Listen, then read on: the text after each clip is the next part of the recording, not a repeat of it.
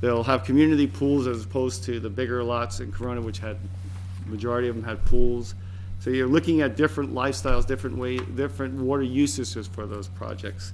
Those densities, that change in densities, those change in the way the way they're being developed and not allowing the yards being too small for pools, changes the density equation and helps our gallons per day per capita. This is really a numbers game about gallons per day per capita, not about who's using what. San Francisco uses a lot of water. They just use it.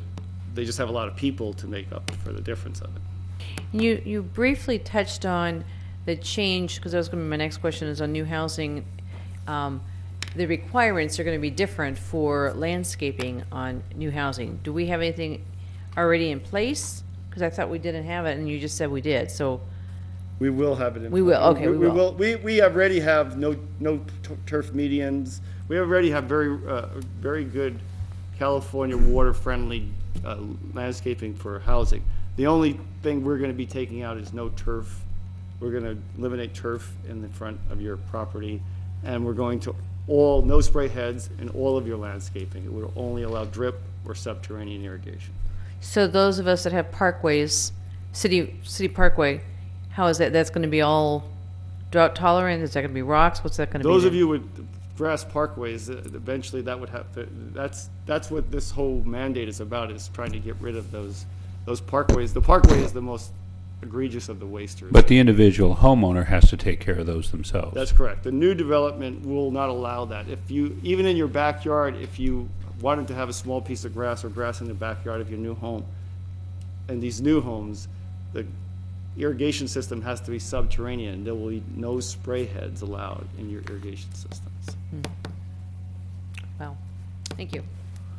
A couple, as you were talking, a couple other things that people have brought up recently is both the home construction, grading, the freeway construction, water usage, and the Foothill Parkway water usage. And I know you've tried to get all of that moved on to reclaimed water as well, correct? Correct. Just an example, for 2 months of the 91 project, they used almost 40 million gallons worth of water. We are right now working with RCTC and the 91 contractors, and they are very, very cooperative, and we are working very diligently towards converting their batch plants and all of their other water uses to reclaimed. There are a couple of prohibitive areas, but we're working on those as well for reclaimed water. All the other, same thing with the Foothill project. We're working on with them right now, working on a solution for the Foothill project. To allow reclaimed water to be used on the east side of that project. It already will have reclaimed water available. On the west side, we're working on that, getting them reclaimed water, as well as for the projects that are happening adjacent to the development projects to have reclaimed water available. The Bel Air project currently right now is working with us on that, on reclaimed water, getting that across from over by Fullerton over to their project as well. Every developer we have approached has been very cooperative in helping us mitigate the use of potable water for grading. Okay, Jason? Yes, I'm thinking about something that Mr. Fox had referred to, which is the current number of residents that exceed by a substantial amount their water allotment. And we're now talking about, under the new rules, that there'll be more penalties because we're going to reduce the amount of water available to them, which could increase the number of people who exceed the water amount. So would it be possible for your staff to provide for us, say, every 6 months?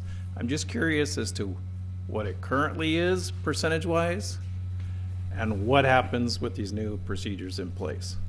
We're running models on all that right now. We will be able to get you a 6-month update. No worries. I think that'll be great, because I'm, one, delighted that our residents and businesses took full advantage and the opportunity to meet the goal that was put in place in 2009. And it's somewhat irritating that that's out the window and we're starting someplace else.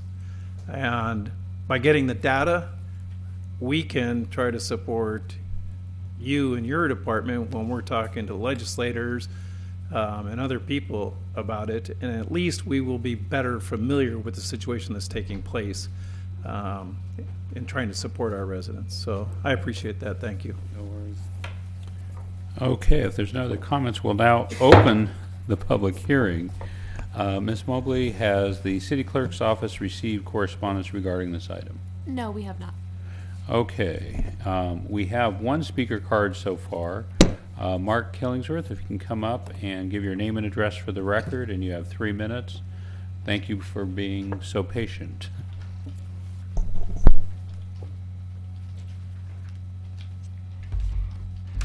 My name's Mark Killingsworth, 607 Lancer Lane, Corona. I'm not going to tell you, I'm a long-term resident, let me put it that way. 61 years. I want to thank the mayor and the city council for addressing these issues. This particular one is not a, I'm not going to go into all the things that after I've heard some of the comments, because I'm going to do that in an essay form letter. I only have 3 minutes. So the first thing I want to say real quick, though, it's not anything to do with that, is I'd like to thank, since the police chief's here, I'd like to thank the police department for their excellent coverage of the business district. We have the Silver Dollar Pancake House down on 6th Street, and they're very responsive for nighttime activity. There's a lot of it, and I'd just like to thank them for their quick response and their diligence.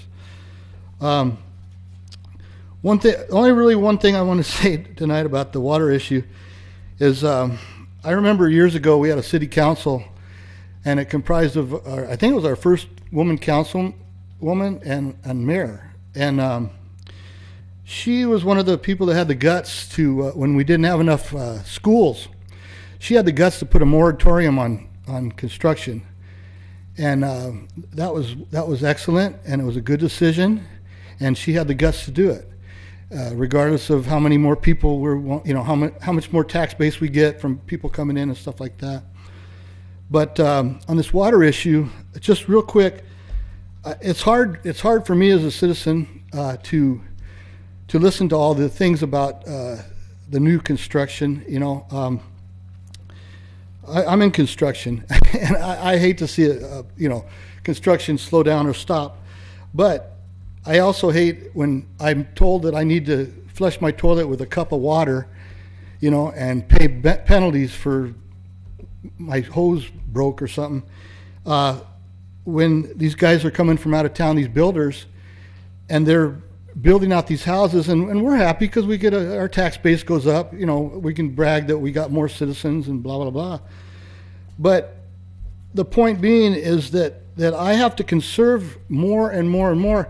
And, okay, they're going to use reclaimed water, but they're going to flush toilets. I mean, and this thing, now our housing, we got more people in one house than ever.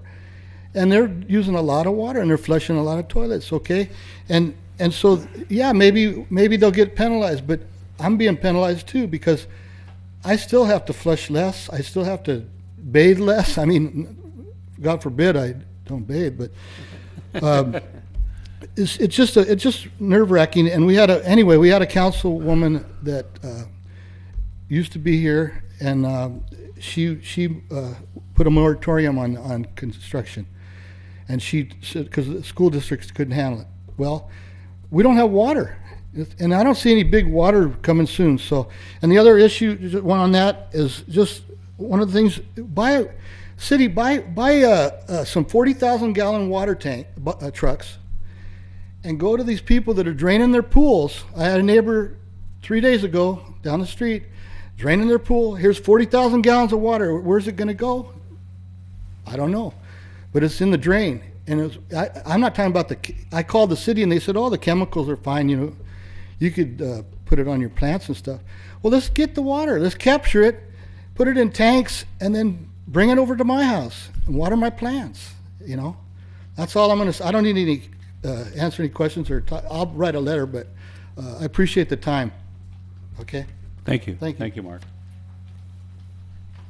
Is there anybody else that would